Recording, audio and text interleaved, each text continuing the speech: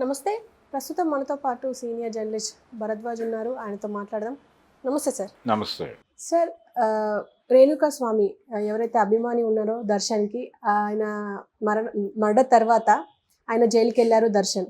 అయితే దర్శన్కి సపోర్ట్గా టాలీవుడ్ హీరో నాగశౌర్య వెళ్ళారు, ఆయన మాట్లాడారు అని చెప్పేసి వార్తలు వస్తున్నాయి. అయితే ఎలా సార్?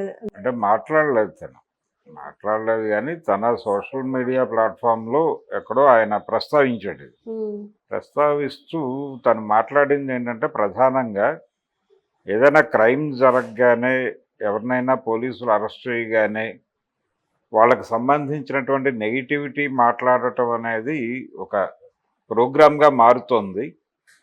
అలా కాకుండా దాన్ని పూర్తిగా అర్థం చేసుకుని ఒక జెన్యూన్ రిపోర్ట్ ఇచ్చే పద్ధతిలో ఒక అభిప్రాయ ప్రకటనగా ఉండాలి తప్ప జడ్జిమెంట్లు ఇచ్చేస్తున్నారు.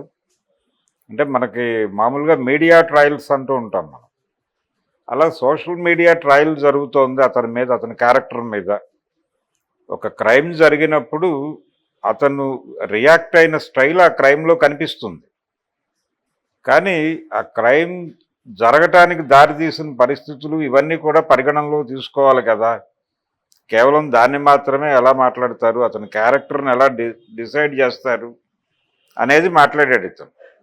అంటే చాలా క్రైమ్స్లో జరిగేదే ఇది. అంటే తనకున్నటువంటి పరిచయంలో దర్శన్తో తనకు పరిచయం ఉందని ఒక ఫోటో కూడా ఆయన పోస్ట్ చేశాడు.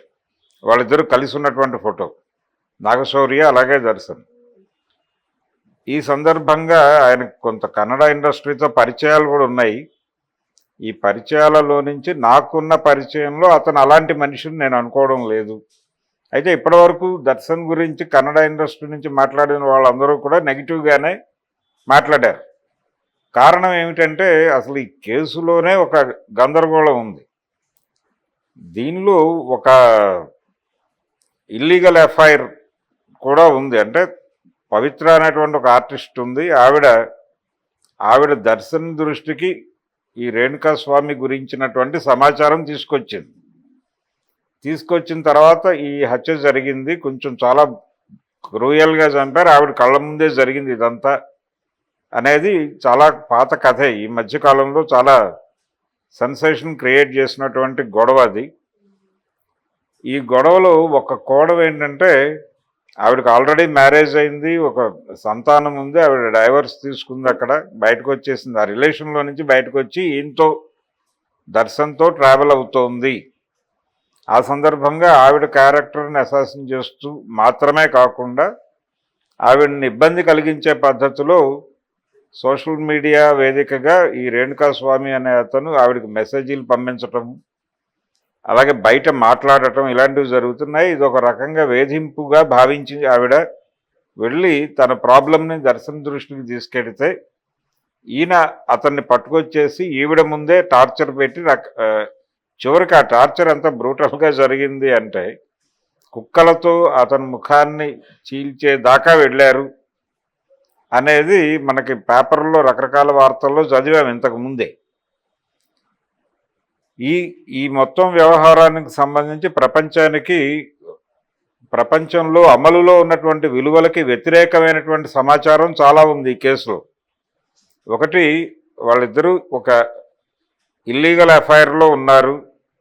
ఆ ఎఫ్ఐఆర్లో ఉండటం వలన ఆవిడ వెళ్ళి అతనికి చెప్పింది, అతనేమో ఆవిడ మెప్పు కోసం అతన్ని క్రూయల్గా చంపేశాడు.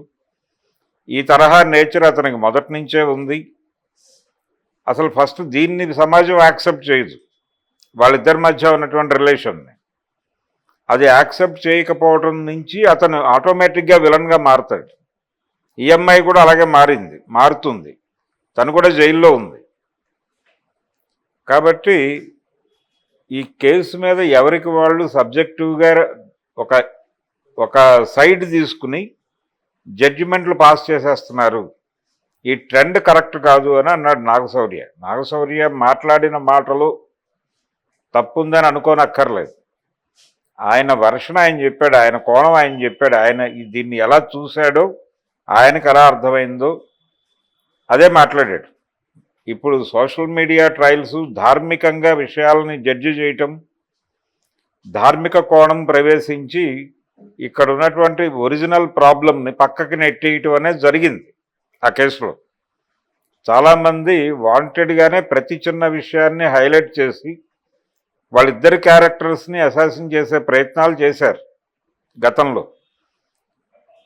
ఇప్పుడు ఒక మనిషి ఒక అతనితో పెళ్లి చేసుకుని, ఒక మహిళ ఒక అతన్ని పెళ్లి చేసుకుని ఆ వివాహ బంధంలో నుంచి బయటకు వచ్చి ఇంకొక వ్యక్తితో కలిసి ఉండటం తప్పుగా భావించే వాళ్ళు చేసినటువంటి ప్రతి పనిలోనూ తప్పులు వెతికే ప్రయత్నం చేస్తారు. ప్రతి ఇష్యూలోకి ఈ కోణంలో నుంచి పరిశీలన మొదలెడతారు. ఈ ధోరణి ఉంది మనకి. ఈ ధోరణిలో నుంచి చాలామంది జడ్జిమెంట్లు పాస్ చేస్తున్నారు ఆ కేసులో. ఆవిడ క్యారెక్టర్ మీద, ఆవిడతో రిలేషన్ పెట్టుకుని అతని క్యారెక్టర్ మీద. ఇది తప్పు అని చెప్పాడు అతను. తప్పేం కాదు దానిలో. అంటే ఇలా ఎవరికి వాడు జడ్జిమెంట్లు పాస్ చేయకండి. మీకు అతనితో పర్సనల్గా ఏ రకమైనటువంటి పరిచయం లేకుండా కేవలం ఈ సర్క్యులేట్ అవుతున్న వార్తల ఆధారంగా ఒక నిర్ధారణకు వచ్చి మీరు ఒక జడ్జిమెంట్ పాస్ చేసే ప్రయత్నం చేయకండి. దీనివలన వాళ్ళ జీవితాలు చాలా సఫర్ అయ్యే అవకాశం ఉంది అని చెప్పే ప్రయత్నం చేశాడు. చాలా అనునయంగానే చెప్పే ప్రయత్నం చేశాడు నాగశౌర్య. తప్పేం లేదు దానిలో. అతని ప్రయత్నం మంచిదే, నిజమే. అది చాలామంది చేసే పని ఇదే. అంటే తమని తాము పవిత్రులుగా సమాజానికి ఒక అంటే రెన్యువల్ చేసుకునే, తన పవిత్రతని రెన్యువల్ చేసుకోవడానికి ఇంకొకళ్ళ అపవిత్రత గురించి బలంగా మాట్లాడటం అనే జబ్బు చాలామందిలో ఉంటుంది. ఆ జబ్బు ఉండటం వలన ఇలాంటి మాటలు మాట్లాడుతూ ఉంటారు. వాడు పరమ దుర్మార్గుడు అండి, అసలు ఆ అమ్మాయి ఏమిటి, పెళ్ళయింది, ఆ మొగుడిని వదిలేసి వీడితో ఉండటం ఏమిటి, అసలు ఇది ఎక్కడి దుర్మార్గం, ఇలా మాట్లాడేస్తుంటారు చాలా వేగ్గా. ఇదంతా కూడా ధార్మిక కోణంలో జడ్జిమెంట్లు ఇచ్చేటువంటి పద్ధతి సాధారణంగా అందరూ అనుసరించేదే. ఇది కాకుండా ప్రతి వ్యక్తికి కొన్ని పర్సనల్ స్పేస్ ఉంటుంది అనేది యాక్సెప్ట్ చేయాలి. అలాగే జరిగిన క్రైమ్లో వాళ్ళ బిహేవియర్కి సంబంధించిన రీజన్స్ వాళ్ళకు ఉంటాయి. దాన్ని తెలుసుకోకుండా మాట్లాడటం కరెక్ట్ కాదు అనే అభిప్రాయమే అతను మాట్లాడింది. దానిలో తప్పేం లేదు. అది అలాగే జరగాలి. ఎవరికి వాళ్ళు జడ్జిమెంట్కి వచ్చేసి ఎవరికి వాళ్ళు ఒక సైడ్ తీసుకుని జడ్జిమెంట్లు ఇచ్చే ప్రయత్నం చేయటం నిజంగానే తప్పు. ఎవరి జీవితంలోనైనా సరే ప్రతి మనిషిని ఒక యూనిట్గా చూడాలి. ఆ యూనిట్కి ఉండేటువంటి భావాలు, వాటికి ఉండేటువంటి ఎమోషన్స్, వాటిని గౌరవించాలి. ఈ ఇండివిజువల్స్కి ఉండే ఎమోషన్స్ అన్నీ కూడా ఒక సామూహిక కట్టుబాటు కింద లొంగి ఉండాలి అనుకోవడం ఒక ఆదర్శంగా మాత్రం బాగుంటుంది. కానీ అన్ని వేళలా సాధ్యం కాదు అని చెప్పడం కోసం ఇలాంటి సందర్భాలు మన ముందుకు వస్తాయి. అలా వచ్చినదే ఈ దర్శన్ పవిత్ర గౌడ ఎపిసోడు, అలాగే ఈ రేణుకాస్వామి మర్డరు, ఈ గొడవ అంతా. దాన్ని ఎవరికి వాళ్ళు తమని తాము పవిత్రులుగా, తమని తాము ఉన్నతులుగా చెప్పుకోవడం కోసం దీన్ని వాడుకునే ప్రయత్నం చేస్తున్నారు. ఈ ధోరణి కరెక్ట్ కాదు అనేది నా పర్సనల్ ఒపీనియన్. అలాగే తను మాట్లాడింది కూడా దాదాపు ఇదే లైన్స్లో నడిచింది కాబట్టి నాగశౌర్య కరెక్ట్గానే మాట్లాడాడని నేను ఫీల్ అవుతున్నాను.